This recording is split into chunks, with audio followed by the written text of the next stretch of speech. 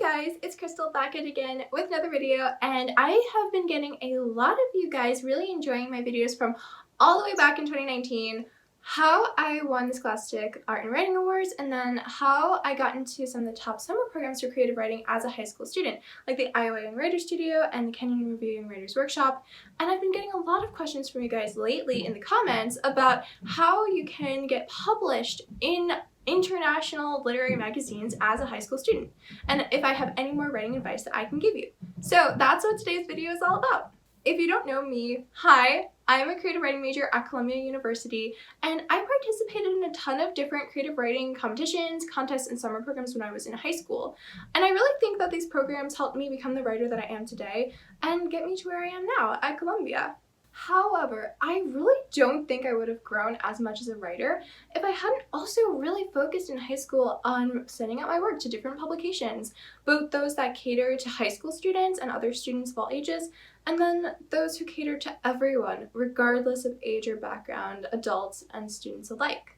So today, because I was able to get my short stories, poetry, creative nonfiction, essays, and shorter quotes published in several different media and publications when I was in high school and even before, I wanted to kind of pull back the curtain on what that process looks like for you guys who are currently in high school, want to get your work published, want to grow as writers, and possibly even go into writing in college like I'm doing now, and maybe even make that your career.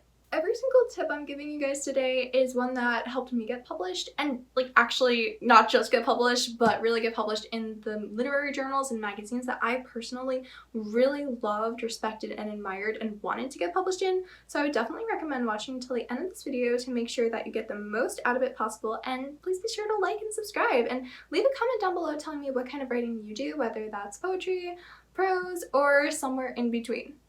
And you can totally also feel free to get in touch with me at my email, info@myiveducation.org, if you need one-on-one writing tips. I've helped my students recently publish their chapbooks, win thousands of dollars in scholarship money for the creative writing portfolios, and win national writing competitions. It's been a really great time, so if you want to join the family, definitely do not hesitate to reach out and get in touch, and I would love to help you out and read over your work and give you guys comments.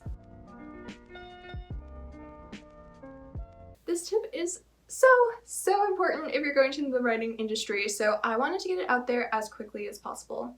I remember when I was a sophomore in high school, I sent my writing out to a bunch of different competitions and publications and programs, and I didn't get accepted to nearly as many as I had hoped. You know, that just is something that happens, and as writers, we all have to deal with rejection sometimes. As you guys know, if you've seen my other videos, I did end up eventually getting awarded several national gold medals from the Scholastic Art and Writing Awards for my writing, and getting accepted to all of my dream summer programs for creative writing, including the Tailoring Association summer program, which I have lots of videos on, so you should definitely go check those out if you're interested in any of them. But at that time in my life, I could have easily just given up and thought I wasn't a good writer. Thankfully, I didn't do that, because if I had, I never would have experienced the success that I did just 1 year later, getting published in some of my favorite magazines and journals and getting into my dream programs. But what's really important to know is that even in the midst of the time when I was really successful, I was still hearing my fair share of no's. And I really encourage you guys to have a growth mindset and recognize that you can get better if you're hearing rejections, instead of just thinking that you're a bad writer, you're a failure. And it's also really important to use this as motivation for yourself to grow. Plus, writing and all kinds of art are completely subjective, so what one judging panel might not vibe with might be exactly what another panel is looking for.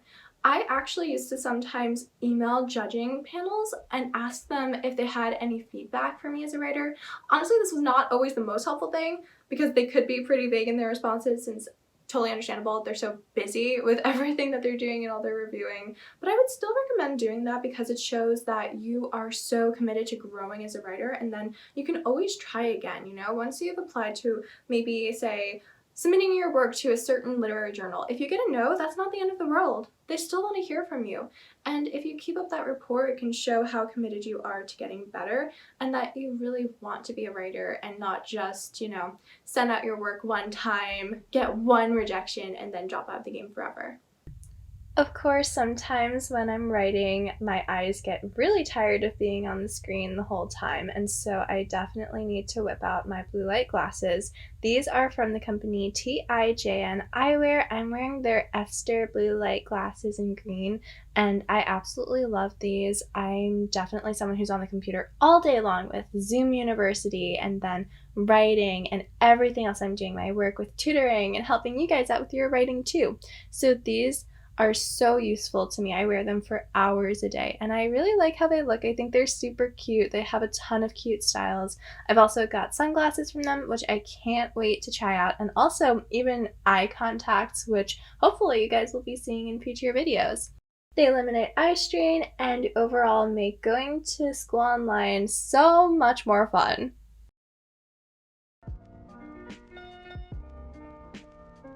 When I was starting to send out my work, I had a feeling that it would be a good idea to tailor what I was sending to what these magazines and journals actually tended to publish, in my view. So that meant that I was really making everything super personalized to the magazines. And as it turned out, that was correct.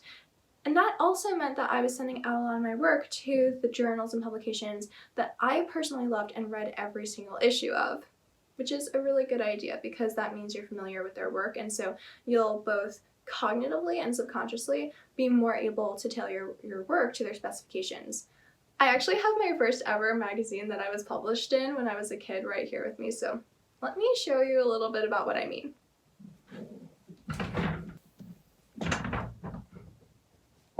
I was 11 when I wrote my first short story, and I had just turned 12 when it was published in this issue of Stone Suit magazine, which is a literary journal for young writers and artists up until age 14.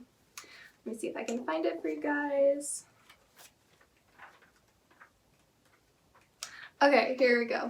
So as you can see, I wrote it and then they had another little girl do the illustrations, and it was so exciting. I actually got my first working paycheck from this magazine. I think it was like $40. I was so excited. I wanted to frame it and hang it in my room forever. Good times. And the whole thing with this magazine is that I had been reading it ever since I was a little kid. I mean, I still was a little kid at the time, but when I was a littler kid. And I noticed that a lot of the stories that they featured in it were all about interpersonal relationships between the characters. They really seemed to prioritize that. And when I wrote my story, it was called The Ghost Children, and it was technically a ghost story, like big shocker from that name. But I really focused on making sure that the relationships between the three main characters were at the forefront. So it wasn't just a ghost story, it was more about a character-driven story rather than just being like your traditional horror.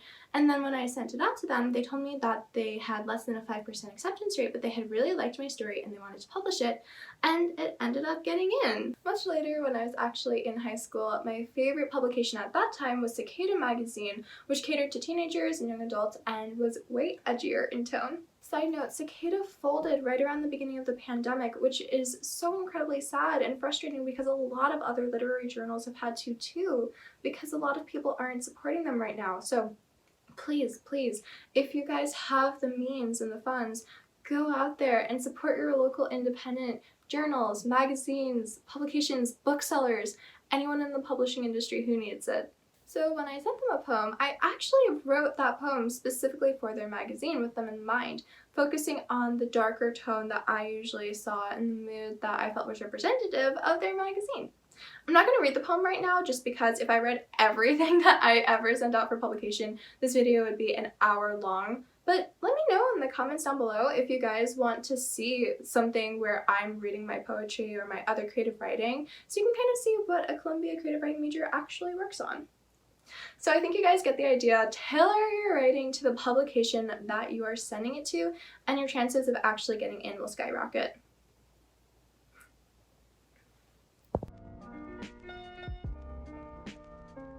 One big question I've been getting a lot recently is where to find lit mags that actually accept student writing. So for me, I was really fortunate to make friends through programs and competitions like the Scholastic Art and Writing Awards, which has an annual in-person celebration at Carnegie Hall during non-coronavirus times. And when I went to summer programs like Task, where I did the creative writing seminar, we also pooled information amongst ourselves and the participants there too. I've helped some of my students who I mentor in creative writing win other competitions too, like the National Young Artist Foundation and the $50,000 Davidson Fellow Scholarship in Literature, which has been super exciting. And they've been able to make friends through those programs too, and pool information as well, and even start some of their own high school run literary publications that take in lots of submissions from other high school students. So that's been really wonderful because I was also able to help them get them listed through the New York Times. So even something like that is an amazing candidate for submissions. In the meantime, even outside of the communities that tend to spring up around these writing competitions and summer programs and contests and scholarships, you can also find places to submit by looking at the bios of the staff editors of student-run lit journals online.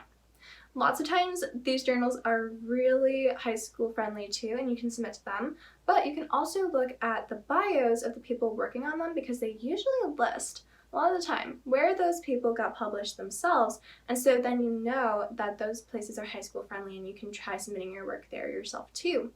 Plus, a lot of the times, at least for the student-run journals, you can read them online for free and get a sense of what they look for, going back once again to that tip about tailoring your work to the publications you're sending it to. You can also see what's getting published in the world of high school writing by becoming an editor yourself and getting really crucial experience that way. I've helped some of my students intern with my other students who I helped start their own literary journals, so that's one way of doing things, and you can definitely get in touch with me if you want to do something like that.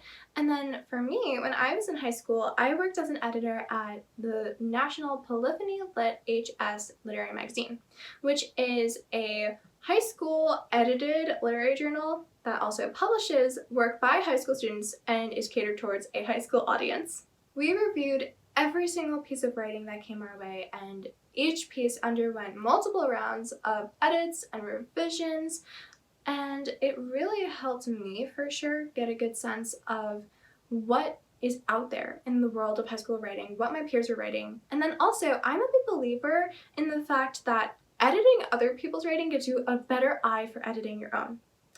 Plus, it looks really good on your resume. So those are my top tips for getting your work published in high school. Of course, I know that I wouldn't be where I am today without the help and support of my teachers and mentors when I was in high school, which is why I always try and pay it forward to you guys. And you can always get in touch with me at info@myiveeducation.org for writing tips and help, someone to look over your work, for help with getting your work published, with sending it out for portfolios, for competitions and summer programs. And I also, in the past, have run different creative writing summer programs myself and classes. I ran one last semester and I did one last summer. So I am definitely going to be doing some more of those in the near future. So for sure, stay tuned. And just let me know what I can do that would be helpful to you guys. If you watched this video till the end, please be sure to like and subscribe to my channel for more tips just like these. And also leave a comment down below telling me what you like to write about. And I really hope you guys also share this video with your friends because friends help friends, especially your other friends who like to write in high school. We all need to support and take care of each other, especially now more than ever. I will see you guys again really soon with another video.